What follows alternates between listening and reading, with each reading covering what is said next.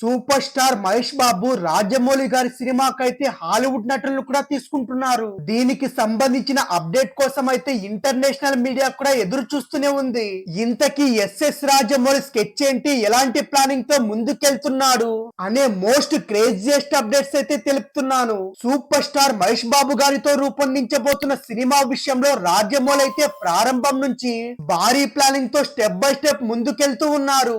అందులో భాగంగా అధికారిక ప్రకటన కోసం అయితే భారీ మాస్టర్ ప్లానే రెడీ చేసుకున్నారు. మహేష్ బాబు రాజమౌళి గారి కాంబినేషన్ లో రూపొందుతున్న మూవీ ఇప్పటి వరకు ఇండియన్ సినిమాలోనే బిగ్గెస్ట్ సినిమాగా తెరకెక్కించబోతున్నారు. సుమారు 1000 కోట్ల బడ్జెట్ తో రాజమౌళి భారీ ప్లానింగ్ చేస్తున్నారు. ప్రెసెంట్ అయితే ఈ సినిమా కోసం సూపర్ స్టార్ మహేష్ బాబు గారు కూడా భారీ వర్కౌట్స్ చేస్తున్నారు. అంతేకాకుండా పర్ఫెక్ట్ షేప్ కోసం అయితే జిమ్ లో తెగ కష్టపడుతూ వస్తున్నారు. గత కొంతకాలంగా దీనిపైనే వర్క్ చేస్తూ ఉన్నారు మహేష్ బాబు గారు. ఇదే సమయంలో సినిమా లాంచింగ్ కి సంబంధించిన ఏర్పాట్లయితే చకచకా చేస్తున్నారు. రాజమౌళి సినిమా ప్రకటనకైతే చాలా భారీగానే ప్లానింగ్ అయితే చేసుకున్నారు.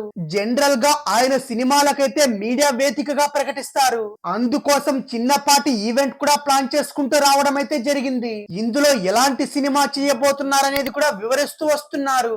అయితే ఈసారి మాత్రం అంతర్జాతీయ వేదికగా ఈ సినిమాను ప్రకటించేందుకైతే ప్రయత్నాలు చేస్తున్నారట. ఎస్ఎస్ఎంబి 29 సినిమాకు సంబంధించిన అధికారిక ప్రకటన కోసం అంతర్జాతీయ మీడియాను కూడా ఆహ్వానించబోతున్నారు. వాళ్ళని కూడా ఈ మూవీ ప్రకటనలో భాగం చేస్తే ఎలా ఉంటుందని కూడా ఆలోచిస్తున్నారట.